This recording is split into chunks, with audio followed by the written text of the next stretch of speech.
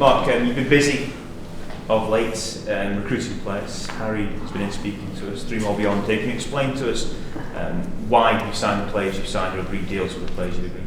We'd always look for cover. Cover range of stature always needs to have competition for places. So in terms of Magic the goalkeeper, it comes in, young Liam Kelly will go out. So we now have Wes, Cammy and Magic. And you need cover and you need competition and people pushing. So there has to be the right environment. Harry is a talented technical player, a very good CV in terms of where he's been. Made a couple of career poor decisions, I think he'll be the first to say, he'll agree with me on that one. But showed us at Brentford what he's capable of, what he can do. He's come in here and impressed in training. So Harry's got a chance, opportunity to come here and impress, and I hope he takes it. I'm sure he will do. Yeah, and the boys from Accrington, what do you hope they bring? We look at development potential. They go back to Accrington, they're Accrington players, and I hope very much they go through the playoffs and achieve success in the season. They'll join us at the start of next season.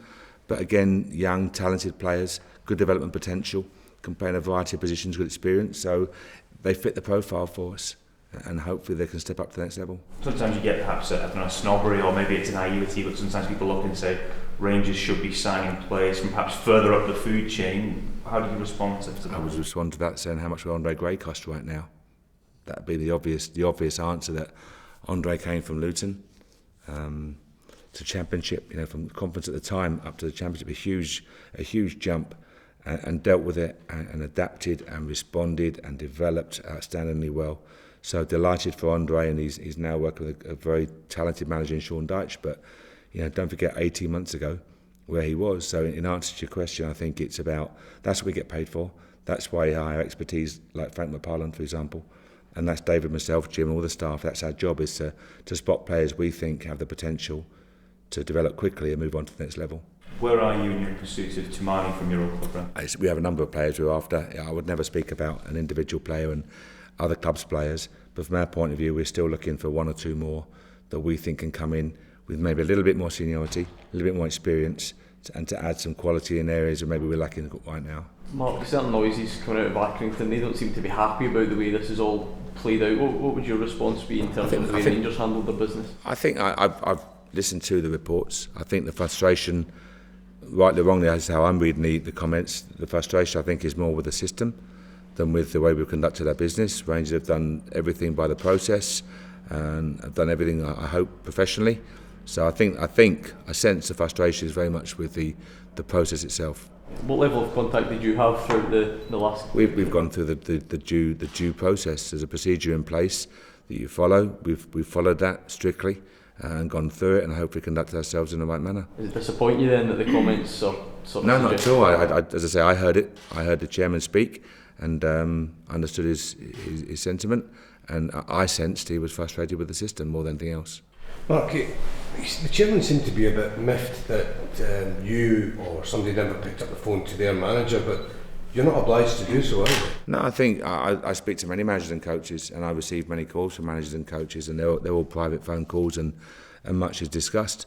And I think a lot of respect and appropriate comments are made in those phone calls. But I think I know Rangers have followed the appropriate procedure, so I've got no concerns or worries in that respect. The chairman also said that you'd pick up these players for free come the end of the season. That's strictly not true, is it? No, it's not true. I mean, I'll never reveal figures and financial details, obviously, but we've followed the due procedure, the appropriate process, and the compensation is as directed. So we've followed every appropriate channel through this, and I'm very happy that Rangers have acted in the right manner. What chance of the players coming in this window? No, the players are Accrington players. I hope very much they go back and perform for the club, that they go in the playoffs and achieve success, and then come the start of next season they'll join Rangers. You've brought in these players from Accrington are going to be playing next season when, if everything goes according to plan, Rangers will be in the Premiership.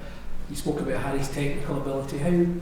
What stress when you recruit players do you look to their personal character and how they're going to cope with the tremendous pressure they're playing when Rangers are in the Premiership? It's a huge part. It's a huge part of the process. I always talk about adding value on and off the pitch.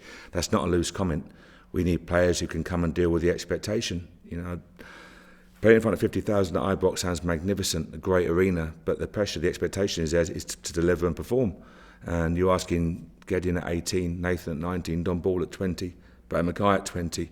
These are all young guys. Ryan Hardy at 18, Jordan Thompson 18. These are young guys who we're asking to perform with that weight of expectation. So we do our homework, we look at their character, we do a lot of research, and some of you get wrong. Touch wood, we've been lucky so far, but some of you get wrong. But you hope very much if you can get 7 out of 10 right, you're in a good place. I think these boys will continue developing. They have flexibility of position, they have physicality, loads more development potential, as I say, and I'm sure they can impact Rangers at the higher level. You spoke previously about signing 1 or 2 maximum in January. You've already got 2 guys in, obviously, but you just said a couple of months ago you hope to do a wee bit more business. Is there any reason for that changing? It's just looking at what we have, looking at making sure we have cover in place, looking at injuries, suspension, etc., the heavier pitches. Cup matches coming in, just making sure that Rangers are prepared for any eventuality. If we can do that, we'll be okay. And you can't always cover every what-if scenario, but I hope very much that the business we do in January gives us more protection as and when required. Got some good news with Andy Haldens up here yesterday. Was that what you expected? We went through the due process and delighted that we got the right, what we think is the right outcome. But right from start to beginning, everyone followed the appropriate channels, and it all worked out very well in the end. Gideon's obviously staying now to the end of the season as well. Is that a symbol that you think there's more to come from him? Gideon's a really talented young player. I repeat again, he's 18 years of age. Look at his achievements to date as a young player, how he's moved to go to a club of Arsenal's stature and to play in the Champions League. I think away at Galatasaray at 16, 17 years of age, to come here, to move to Glasgow and deal with the expectation we just referred to is magnificent. It can't be high enough for Gideon. I think he'll go on to play at the very highest level. Mark, back to Ibrox this week after a huge crowd in your last home game, but there was 1 or 2 unsavoury songs being sung. The club very quick to act and issue a statement saying stop this inappropriate singing. Did you add your voice to those calls? No, I always support the board's comment. The board made an immediate statement. My job is to sit here and talk about football, so as I say, I absolutely support the board and anything that they say and do in regard to that area, but from my point of view, I sit here and talk about football. Well, you said that Harry made a couple of poor career decisions. Can you expand on that? No, he was at Brentford. I don't mean that in a bad way or to be derogatory to anyone. I just think you've got to look at your decision-making process. He was at Brentford, he was doing very well. The owner moved swiftly to offer him a good contract, and Harry chose to move elsewhere, and that's fine. But I know that Brentford would have been a good place for Harry. I was disappointed to see him go, and now he has another opportunity to come here and hopefully impress. So I'm looking forward to see how he performs. And going back to the Axton situation, you're saying you think that the chairman's frustration is with the system rather than with Rangers as a whole.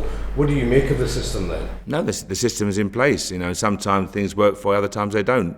It works both ways. I'm sure everyone in football is on both ends of that, and sometimes it does work in your favour, and other times you pay the price and you're frustrated. But I think, I know, as long as you conduct your business in a professional manner and you follow the appropriate channels, which we've done, then I think you can sleep easily. His comments are quite wide on the mark then, in terms of having I don't think they were. No, I think he spoke as a chairman of a club that he feels passionately for, and I heard the comments he made and listened to him again this morning, and he just said nothing about Rangers, nothing about the players. His frustration is with the process.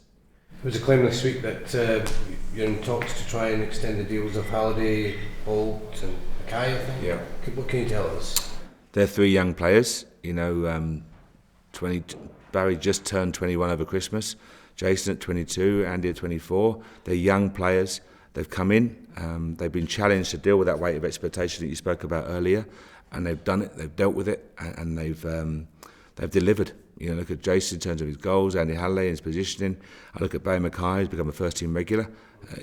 Just turned 21, so he was 20 years of age right away from the start of this season, and delighted with them. And I think the club has to recognise that and respond. And if we can have a process in place which allows us to move swiftly when we have to, then I think it's good for everyone concerned. They fully deserve the new contracts, and now their job is to deliver level performance for the next contract. Have they been agreed, the extensions? I think we're almost there.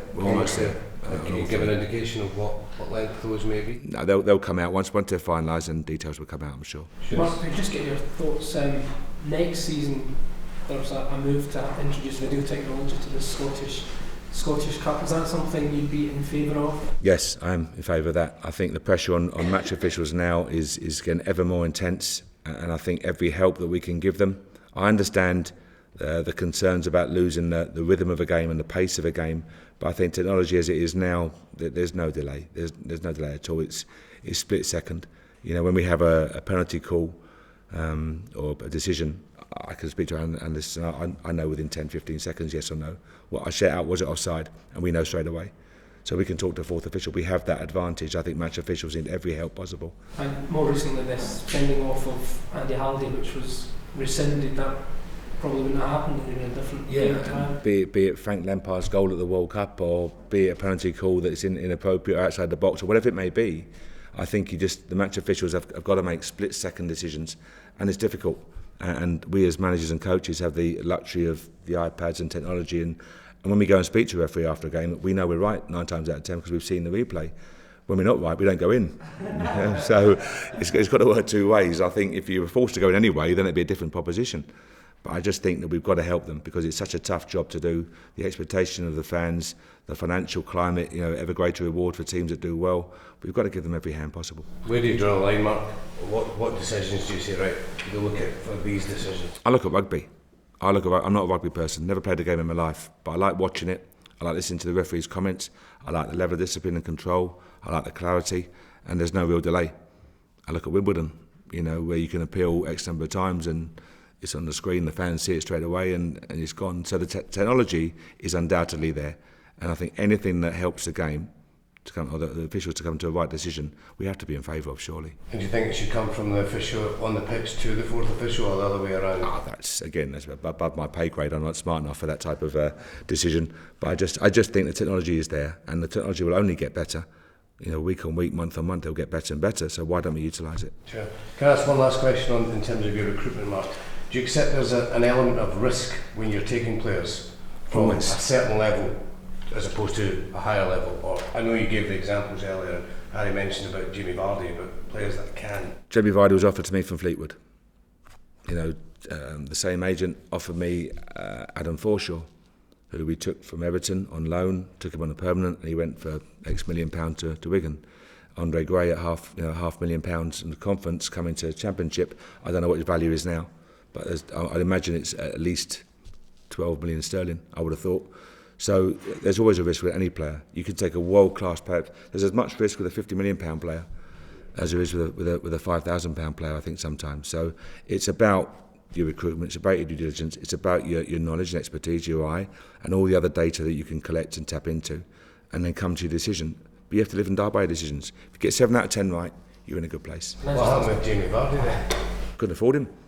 That was as simple as that. We couldn't, at the time, we couldn't afford him, and because he went for £1 million, didn't he? He went for £1 million, which was a lot of money at the time. I'm talking about Andre Gray at half the cost. Jamie Vardy was a lot of money, a talent, and we just at the time it was a big ask, and it was a lot of money. But how do you look back on that now when he could be going for a colossal? There's the occasional swear word now and again, but nothing more than that. Mark, can I just ask, sorry, there was a Scottish fan survey just published recently that said that the majority of fans wanted to move to a 16-team top league. Do you have an opinion on that? Yeah, if you didn't prefer that, what would your preferred option? I gave my opinion before. I spoke many times about this. It's just my opinion. It's not the club opinion. It's just my opinion. But I do think we've got to look at I refer to that quality of product. That's my personal opinion. I think that we've got to make it that the fans are eager to go to a game.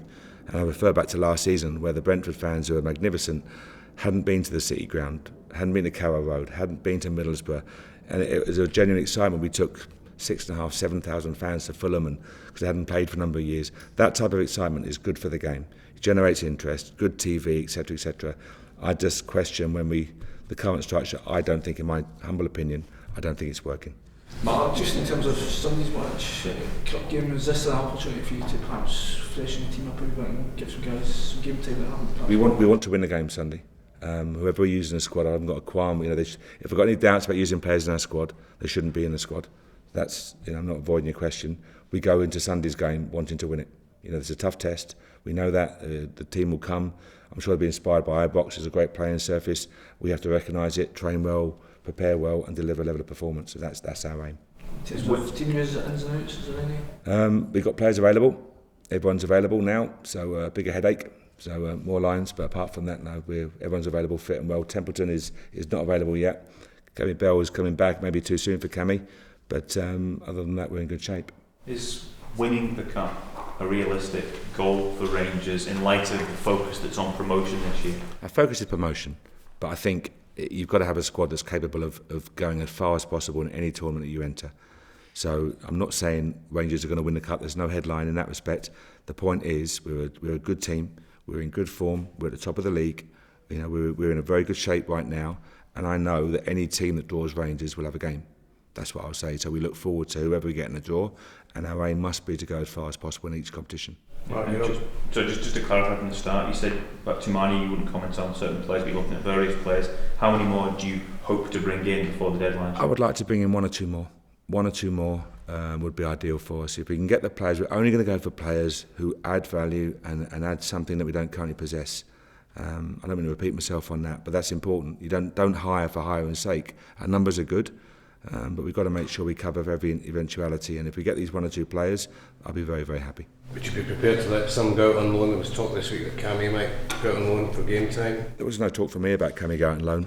You know, that's rumours and that's the football market and that happens. But there are lots of calls about our players, and we have to make sure we do the best for the club and the best for the individual players. So January is always a long month. You're always very pleased when 1st of February comes around. So we'll see what happens next couple of weeks.